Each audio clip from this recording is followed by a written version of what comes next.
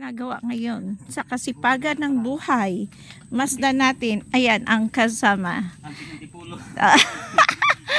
Oo, hindi na makayanan ni Sir Banak natin, kaya kumuha tayo ng kasama niya.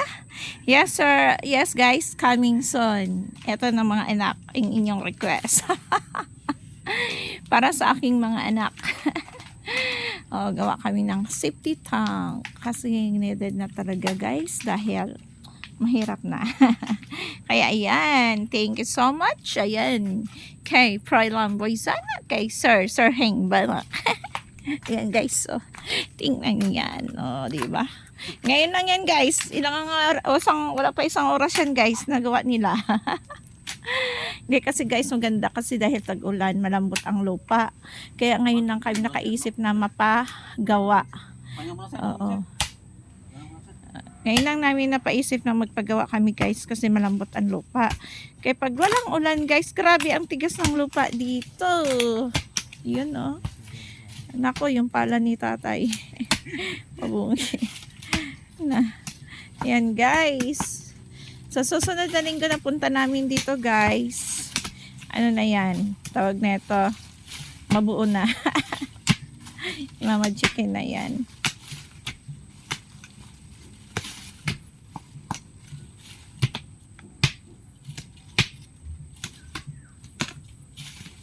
Mama chicken na namin yan guys. Sa sunod, buo na yan Ayan na siya.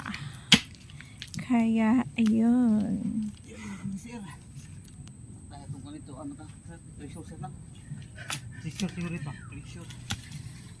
Diba? Pawisan na sila. Pawisan sila sa kanilang trabaho. Diba? Salamat pala ako kay Jewel dahil nahiraman niya ako, na-diskartehan ako ng barita yun, Basta may mga kaibigan tayong matulungin, siya ang naghanap. Thank you, Jewel. Thank you so much sa aking kapitbahay din Ako hindi mo na magdamo guys kasi masama si pakramcham, masakit ang aking likod. Kaya yan, sila lang muna ang gagalaw dyan. Kikilos pala.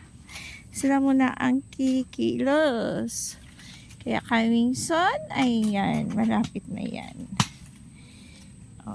Kasi sabi ng aking mga anak, Mama, wala tayong comfort room. Kaya yan, kasi kahit bukid na dito guys, bukid talaga, lasang. Pero needed natin gumawa, Malapad na pala yan.